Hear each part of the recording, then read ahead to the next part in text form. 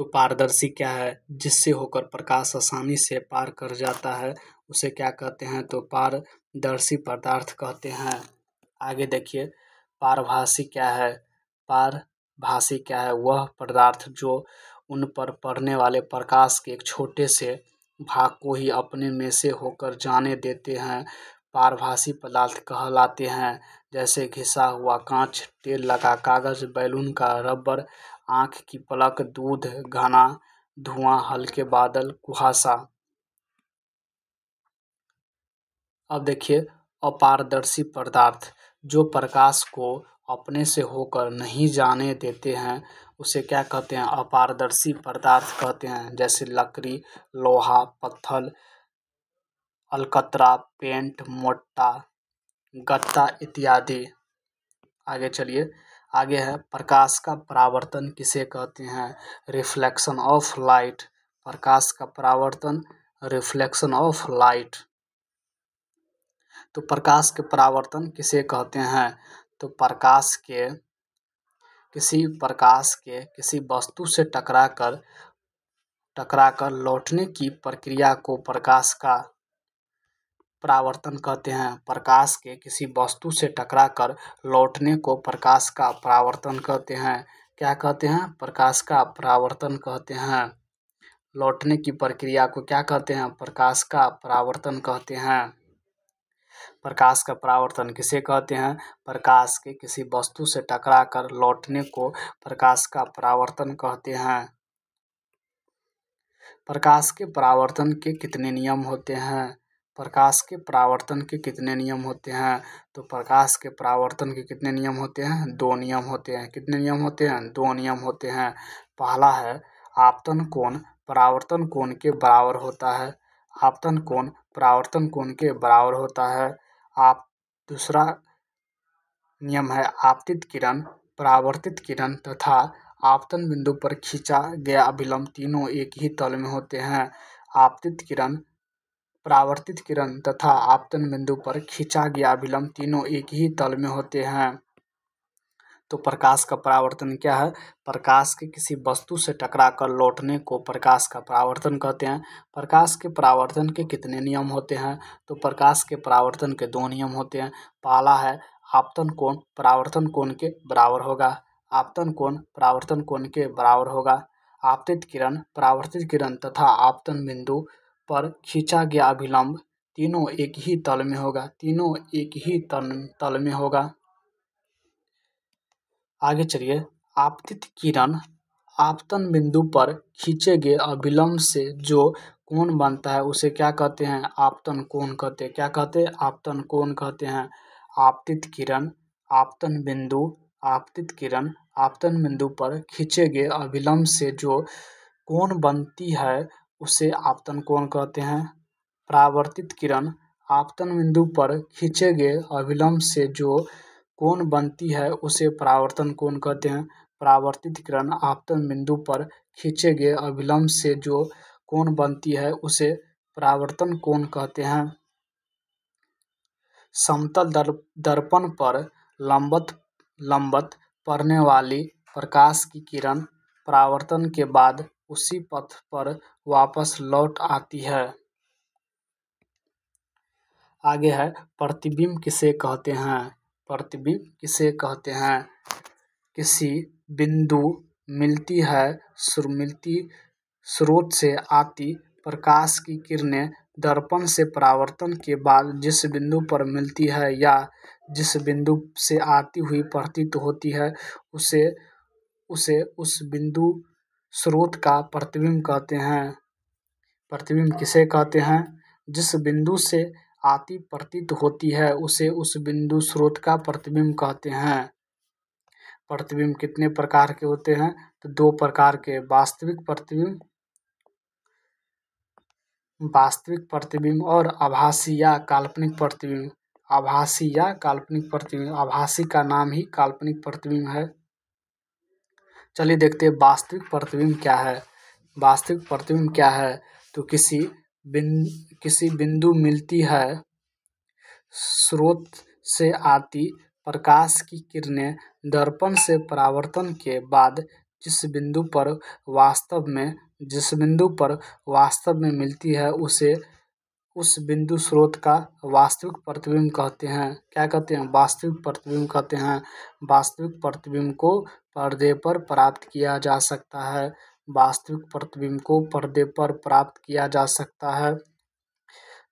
वास्तविक प्रतिबिंब वस्तु की अपेक्षा हमेशा क्या होता है? उल्टा होता है। क्या होता है? उल्टा होता है। तो वास्तविक प्रतिबिंब जिसे पर्दे पर प्राप्त किया जा सकता है, वास्तविक प्रतिबिंब वस्तु की अपेक्षा हमेशा क्या होता है? उल्टा होता है। क्या होता है? उल्टा होता है। आगे देखिए, आभासी या काल्पनिक प्रतिबिंब किसी बिंदु मिलती है स्रोत से आती प्रकाश की किरणें दर्पण से परावर्तन के बाद जिस बिंदु से आती हुई प्रतीत होती है उसे उस बिंदु स्रोत का आभासी प्रतिबिंब कहते हैं। किसी बिंदु मिलती है स्रोत से आती प्रकाश की किरणें दर्पण से परावर्तन के बाद जिस बिंदु से आती हुई प्रतीत होती है उसे उस बिंदु स्रोत का आभासी प्रतिबिंब कहते हैं। आभासी प्रतिबिंब को पर्दे पर प्राप्त नहीं किया जा सकता है। आभासी प्रतिबिंब को पर्दे पर प्राप्त नहीं किया जा सकता है।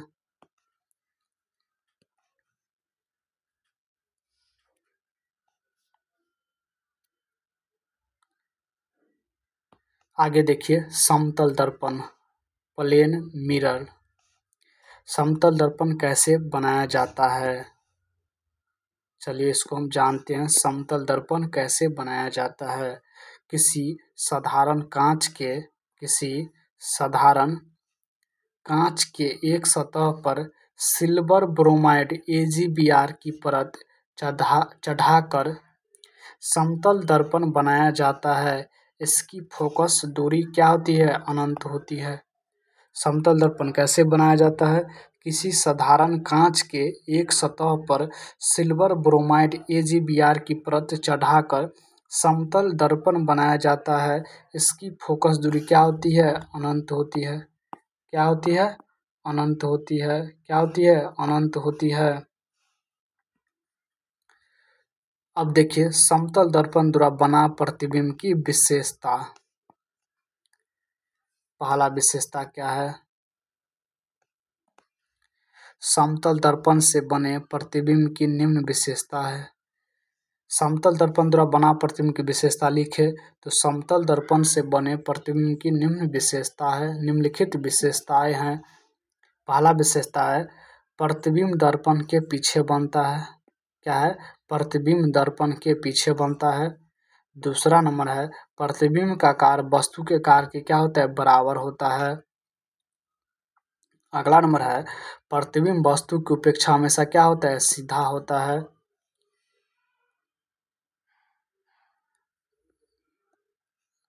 अगला नंबर है, प्रतिबिंब पार्श्विक रूप से उल्टा होता है। प्रतिबिंब आभासी होता है। क्या होता है? आभासी होता है। अतः इसे पर्दे पर प्राप्त नहीं किया जा सकता है। पर्दे पर प्राप्त नहीं किया जा सकता है। प्रतिबिंब दर्पण से उतना ही पीछे बनता है जितना वस्तु दर्पण से आगे रहता है। प्रतिबिंब दर्पण से उतना ही पीछे बनता है जितना वस्तु दर्पण से आगे रहता है। आगे देखिए, अब आगे है, गोलीय दर्पण किसे कहते हैं? गोलीय दर्पण किसे कहते हैं? तो गोलीय दर्पण उस दर्पण को कहते हैं जिसकी परावर्तक सतह किसी खोखले गोले का एक भाग हो। गोलीय दर्पण उस दर्पण को कहते हैं जिसकी परावर्तक सतह किसी खोखले गोले का एक भाग हो। क्या हो? एक भाग हो। गोलीय दर्पण मुख्यतः कितने प्रकार के होते हैं? तो गोलीय दर्पण दो प्रकार के होते हैं। अवतल दर्पण, पहला क्या है?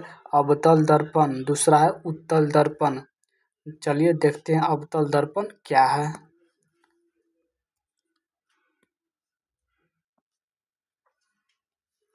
गोलीय दर्पण के कुछ महत्वपूर्ण पद हैं, जैसे कि ध्रुव है, वक्ता केंद्र है। तो ध्रुव क्या है? गोलीय दर्पण के मध्य बिंदु को दर्पण का क्या कहते हैं? ध्रुव कहते हैं। गोलीय दर्पण के मध्य बिंदु को दर्पण का ध्रुव कहते हैं। ध्रुव को P से दर्शाया जाता है। और वक्ता केंद्र क्या है? गोलीय दर्पण जिस गोले का भाग होता है उस गोले के केंद्र को दर्पण का वक्ता केंद्र कहते हैं। इसे C से दर्शाया जाता है। तो ध्रुव क्या है? गोलीय दर्पण के मध्य बिंदु को ध्रुव कहा जाता है। और वक्ता केंद्र क्या है? गोलीय दर्पण जिस गोले का भाग होता है उस गोले को केंद्र को दर्पण का वक्ता केंद्र कहते हैं। इसे बिंदु C से दर्शाया जाता है। आगे चलिए, वक्ता त्रिज्या। वक्ता त्रिज्या क्या है? गोलीय दर्पण जिस गोले का भाग होता है उसकी त्रिज्या को दर्पण की वक्ता त्रिज्या कहते हैं। गोलीय दर्पण जिस गोले का भाग होता है उसकी त्रिज्या को दर्पण की वक्ता त्रिज्या कहते हैं। यह दूरी ध्रुव से वक्ता केंद्र के बीच होती है। इसे R से सूचित किया जाता है। आगे है प्रधान या मुख्य अक्ष। दर्पण के ध्रुव से वक्ता केंद्र की ओर जाने वाली रेखा को दर्पण का प्रधान या मुख्य अक्ष कहते हैं। क्या कहते हैं? दर्पण की प्रधान या मुख्य अक्ष कहते हैं। आगे है फोकस दूरी। आगे क्या है? फोकस दूरी है। गोलीय दर्पण के फोकस F से दर्पण के ध्रुव P की दूरी को दर्पण की फोकस दूरी कहते हैं। क्या कहते हैं? फोकस दूरी कहते हैं। गोलीय दर्पण के फोकस से दर्पण के ध्रुव की दूरी को दर्पण की फोकस दूरी कहते हैं। इसे F से सूचित किया जाता है। आगे है गोलीय दर्पण की फोकस दूरी। गोलीय दर्पण की फोकस दूरी F और वक्ता त्रिज्या R में क्या संबंध है? तो क्या संबंध है? F बराबर R/2 संबंध है। गोलीय दर्पण की फोकस दूरी F और वक्ता त्रिज्या R की आधी होती है, अर्थात फोकस दूरी बराबर वक्ता त्रिज्या बटा 2। F बराबर क्या होगा? R/2 होगा। यही क्या है? संबंध है। आगे चलिए, आगे है अवतल दर्पण की परिभाषा। अवतल दर्पण किसे कहते हैं? किसी गोलीय दर्पण की बाहरी सतह को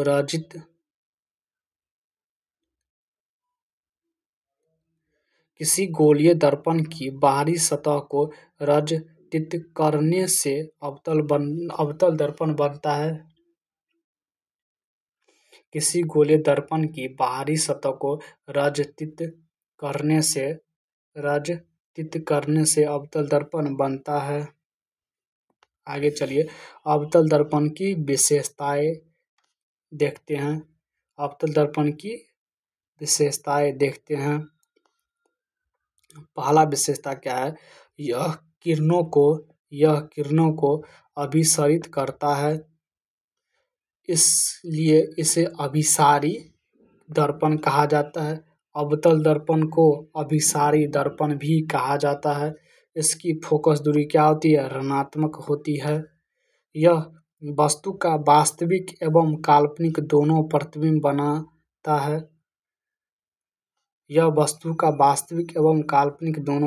बनाता है। अवतल दर्पण में वस्तु का प्रतिबिंब छोटा, समान आकार का और बड़ा बनता है। अवतल दर्पण में वस्तु का प्रतिबिंब छोटा, समान आकार का और बड़ा बनता है। आगे देखिए, अवतल दर्पण के उपयोग को लिखें। अवतल दर्पण का उपयोग निम्नलिखित स्थानों पर होता है। गाड़ियों की हेडलाइट में, डॉक्टरों द्वारा रोगियों की आँख, कान, नाक एवं मुंह की जांच करने में, दाढ़ी या हजामत बनाने में, सौर भट्टियों एवं टॉर्च में किया जाता है।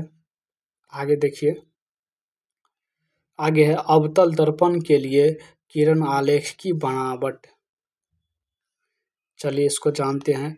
क्या है? यदि कोई किरण अवतल दर्पण के मुख्य अक्ष के समांतर दर्पण पर आपतित होती है तो परावर्तन के बाद फोकस से होकर जाएगी। अगला नंबर है यदि कोई किरण अवतल दर्पण की फोकस की दिशा में आपतित होती है तो परावर्तन के बाद मुख्य अक्ष के समांतर जाएगी। यदि कोई किरण अवतल दर्पण की वक्रता केंद्र की दिशा में आपतित होती है तो परावर्तन के बाद वह वापस पुनः वक्रता केंद्र की दिशा में ही हो जाएगी। यदि कोई किरण अवतल दर्पण के ध्रुव की दिशा में आपतित होती है तो वह जितने कोण के साथ आपतित होगी परावर्तन के बाद उतने ही कोण से वापस जाएगी। आगे देखिए, अवतल दर्पण के सामने विभिन्न बिंदुओं पर रखी वस्तु के प्रतिबिंब। अवतल दर्पण वस्तु का वास्तविक एवं आभासी दोनों प्रतिबिंब बनाता है। ये 5 स्थितियों में वास्तविक एवं एक स्थिति में आभासी या काल्पनिक प्रतिबिंब बनाता है। याद रखें, जब वस्तु को अवतल दर्पण के ध्रुव और फोकस F के बीच रखा जाता है तभी यह काल्पनिक प्रतिबिंब बनाता है और बाकी सभी स्थिति में वास्तविक प्रतिबिंब बनाता है। यदि वस्तु को वक्रता केंद्र यानी C से पहले रखा जाए तो वस्तु का प्रतिबिंब बड़ा आकार का बनेगा। यदि वस्तु को C के बाद यानी अनंत की ओर रखा जाए तो वस्तु का प्रतिबिंब वस्तु से छोटा बनेगा। यदि वस्तु C पर रखा जाए तो प्रतिबिंब C पर ही समान आकार का बनेगा। आगे है उत्तल दर्पण की परिभाषा। गोलीय दर्पण की भीतरी सतह को रजतित करने से उत्तल दर्पण बनता है। इसे अपसारी दर्पण भी कहते हैं। क्या कहते हैं? अपसारी अपसारी अपसारी अपसारी दर्पण भी कहते हैं। उत्तल दर्पण को अपसारी दर्पण भी कहते हैं। उत्तल दर्पण की विशेषताएं निम्न है। उत्तल दर्पण की विशेषताओं के लिखे। उत्तल दर्पण की निम्नलिखित विशेषताएं हैं। इसकी फोकस दूरी क्या होती है? धनात्मक होती है। यह किसी वस्तु का छोटा प्रतिबिंब बनाता है। यह वस्तु का केवल आभासी प्रतिबिंब बनाता है। केवल आभासी प्रतिबिंब बनाता है। यह हमेशा वस्तु का सीधा प्रतिबिंब बनाता है। उत्तल दर्पण हमेशा सीधा प्रतिबिंब बनाता है। उत्तल दर्पण के उपयोग को लिखे। उत्तल दर्पण के उपयोग को लिखे। किसी भी छोटे स्थान में ज़्यादा जगहों को देखने के लिए हम उत्तल दर्पण का उपयोग करते हैं। किसी भी छोटे स्थान में ज़्यादा जगहों को देखने के लिए हम उत्तल दर्पण का उपयोग करते हैं। जैसे गाड़ियों की साइड मिरर में इसका उपयोग होता है। उत्तल दर्पण का उपयोग